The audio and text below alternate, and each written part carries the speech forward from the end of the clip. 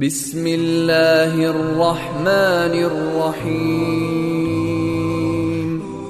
السلام علیکم پیارے دوستو، آج کا واقعہ ہے ایک نوجوان کا دلچسپ اقرار۔ جرمنی میں ایک شہر ہے۔ اس شہر میں ایک نوجوان رہتا ہے۔ وہ بیان کرتا تھا کہ ایک پاکستانی انجینئر مجھے ملنے آئے۔ دیکھنے میں بہت خوبصورت، رنگ بڑا صاف، پرسنالٹی بہت اچھی۔ کہنے لگے کہ میں آپ کو ایک بات بتاؤں۔ میں نے کہا بتائیے۔ کہنے لگا کہ اللہ تعالیٰ داڑھی والوں کا بڑا فیور کرتا ہے۔ میں نے کہا ہاں یہ بات تو ٹھیک ہے، مگر تمہیں کیسے پتا چلا؟ کہ کہنے لگا مجھ پر جو بیتی ہے وہ کسی کو پتا نہیں، لیکن میں آپ کو ضرور بتاؤں گا۔ میں نے کہا اچھا۔ کہنے لگا کہ میں پاکستانی انجینئر ہوں۔ جس دفتر میں میں کام کرتا ہوں وہاں ایک جرمنی لڑکی کام کرتی ہے جو حسن اور جمال میں اپنی مثال آپ ہے۔ لوگ اس کو بیوٹی کوئین یعنی ملکہ حسن کہتے ہیں۔ وہ بھی انجینئر ہے، مگر اتنی سمجھدار ہے کہ وہ کسی بندے کو ضرورت سے زائد بات کرنے نہیں دیتی۔ دفتر کے جتنے لوگ ہیں ہر ایک کی خواہش تھی کہ اس سے میری شادی ہو جائے۔ کوئی کسی ڈھنگ سے مخاطب کرتا تو کوئی کسی ڈھنگ سے، لیکن وہ اتنا روب رکھتی تھی کہ دوسری کوئی بات کرنے کی ہمت نہ ہوتی۔ نوجوان آپس میں بیٹھے تو آپس میں بات کرنے لگے کہ پتہ نہیں یہ کس قسمت والے کو ملے گی،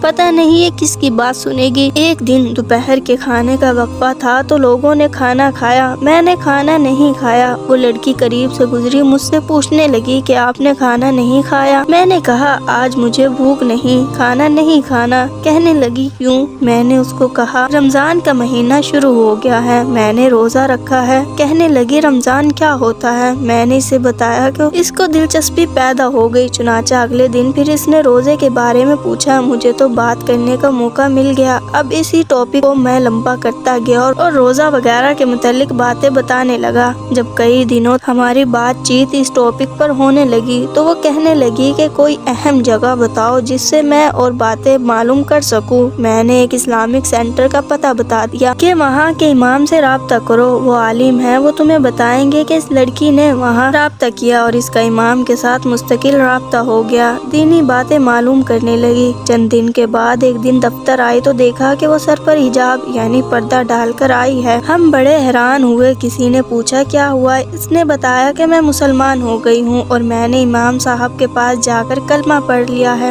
کہنے لگے کہ میں بڑا خوش ہوا۔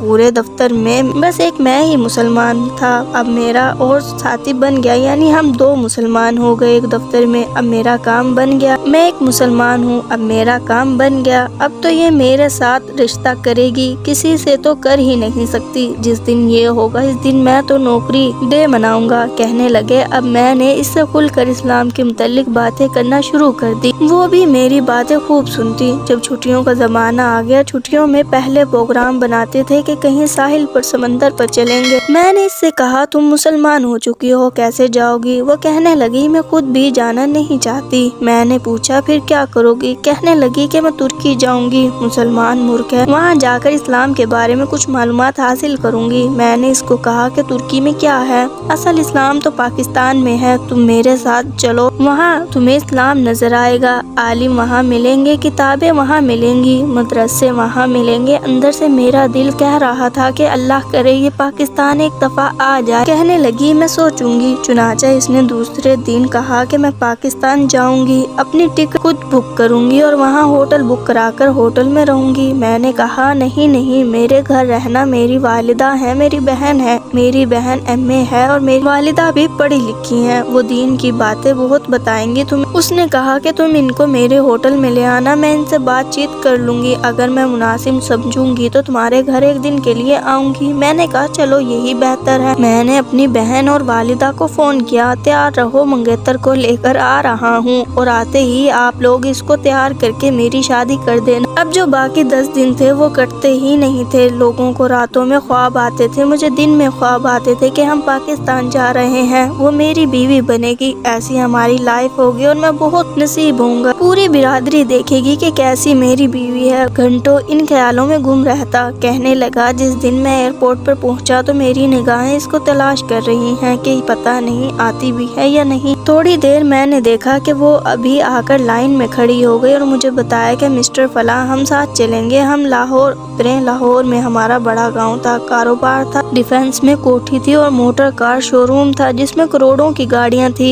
اور خاندان بڑھ۔ مجھے تسلی دی کہ یہ جائے گی، جب سب کچھ دیکھے گی تو اگلے دن نکاح کے لیے آمادہ ہو جائے گی۔ کہنے لگے لاہور ایئرپورٹ پر اس کو ایک مخصوص گاڑی لینے آئی ہوئی تھی۔ وہ کہنے لگی کہ اچھا میں جاتی ہوں، تھکی ہوئی ہوں، آرام کروں گی، کل دوپہر کو اپنی والدہ کو میرے پاس لے آنا۔ اگلے دن دوپہر کو والدہ اور بہن کو لے گیا۔ انہوں نے بات چیت کی تو اس کو کہا کہ دیکھو یہاں تمہیں کھانے کی تنگی اور رہنے کی تنگی ہے، سب سے بہترین حلال کھانا ہمارے گھر میں ملے گا، تم ہمارے گھر میں آؤ، ہم تمہیں کھانا کھلائیں گے۔ انہوں نے تو ایسی گردان پکڑی کہ عمدہ کھانے کے لیے پیٹ بھرے بندے بھی منہ میں پانی لے آئے، بھوکے تو۔ اس نے کہا اچھا میں آؤں گی۔ وہ ہمارے گھر آئی، وہ ہمارے گھر آ گئی۔ اس نے محسوس کیا کہ گھر میں بھی کچھ عورتیں ہیں، اب میں ان کے درمیان محفوظ رہ سکتی ہوں۔ میرے گھر رہنے لگی۔ میری والدہ نے ایک دم اس کو بیٹی بنا لیا کہ آج کے بعد آپ میری بیٹی ہیں، ایک میری بیٹی یہ ہے اور ایک آپ ہو۔ اور میری بہن تو اس کے ساتھ فرینڈ بن گئی۔ کہنے لگی میں سوچتی تھی کہ زندگی میں کسی کو سہیلی بناؤں گی یا نہیں، آپ مجھے ملی ہیں تو بس آپ کو میں نے سہیلی بنا لیا۔ وہ سب کی باتیں سنتی مگر چپ رہتی۔ میری بہن اور والدہ نے اس کو کہا کہ تم دونوں انجینئر ہو، ایک جگہ کام کرتے ہو، کتنا اچھا جوڑ ہے، کیوں نہ ہم تمہاری شادی کر دیں اور تم واپس جا کر میاں بیوی کی زندگی گزارو۔ اس نے جواب دیا میں تیار نہیں ہوں۔ والدہ مجھ سے کہنے لگی کوئی بات نہیں، ہم ایک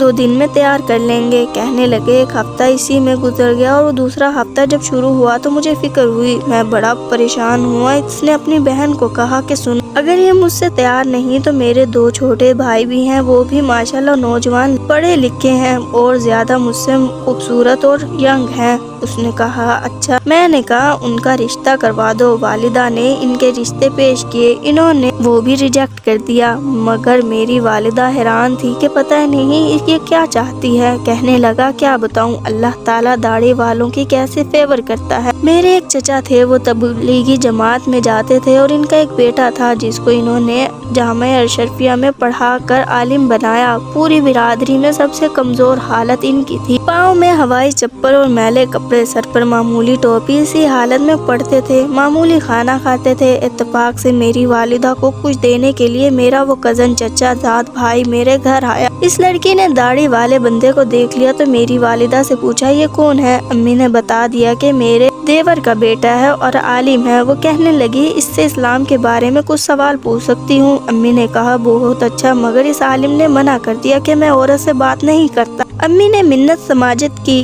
اور وہ تیار ہو گیا، لیکن ایسے کیسے کسی سے روٹھا ہوا ہوتا ہے، نہ اس کی طرف دیکھا، صحیح لہجے میں لڑکی سے بات کی اور اس نے جو پوچھا بتا دیا اور چلا گیا۔ لڑکی نے جاتے ہوئے کہا اپنا کوئی نمبر دے دے، میں فون آپ سے کروں اور آپ سے بات کروں گی۔ اس نے فون نمبر دے دیا۔ دوسرے دن اس نے 1 گھنٹہ دین کے بارے میں معلومات حاصل کی۔ مولوی صاحب جو زیادہ ہی جانتے تھے، انہوں نے اس کو سب بتا دیا۔ وہ لڑکی کہنے لگی کیا آپ سے میں شادی کر سکتی ہوں؟ تو مولوی صاحب نے جواب دیا میں ابو سے پوچھوں گا۔ وہ انجینئر کہنے لگا مجھے امی نے بتایا کہ اس سے بات ہو رہی ہے، اب میں دعائیں مانگنے لگا کہ اس کے امی ابو منع کر دیں، اس کے ابو نہ کر دیں۔ اس نے ابو سے پوچھا، ابو نے کہا بیٹا ہم نے تو دین کے لیے زندگی گزار دی، اگر اللہ نے آپ کو رزق وہاں رکھا ہے تو جاؤ اور وہاں جا کر دین کا کام کرو۔ اس نے ہاں کر دی۔ جیسے ہی ہاں کی تو اس نے والد کو بلوایا اور قریب کی مسجد میں چند شرعی گواہوں کی موجودگی میں لڑکے کا نکاح لڑکی سے کر دیا۔ اگلے دن اس کو لے کر اسلام آباد جرمنی ایمبیسی میں چلی گئی اور وہاں جا کر کہا میں جرمن ہوں، انجینئر ہوں، چھٹیاں گزارنے آئی تھی، یہ بندہ مجھے پسند آ گیا، میں نے شادی کر لی، اس کو ویزا لگا دیں۔ انہوں نے 10 سال کا ملٹی پلان ویزا لگا دیا اور مولوی صاحب کے ساتھ جرمنی پہنچ گئی اور ہم منہ دیکھتے رہ گئے۔ کہنے لگا اللہ تعالیٰ مولوی کا بڑا فیور کرتا ہے۔ میں نے کہا حقیقت یہی ہے، اللہ تعالیٰ نیکوں کا سرپرست ہے اور وہ ان کے کام سنوار دیتا ہے، ان کے لیے اللہ تعالیٰ ایسا سبب بنا دیتا ہے کہ بندے کے وہم و گمان میں بھی نہیں ہوتا۔ اگر آپ کو میری ویڈیو اچھی لگی ہو تو لائک اور سبسکرائب ضرور کیجیے گا۔ فی امان اللہ، دعاؤں میں یاد رکھیے گا۔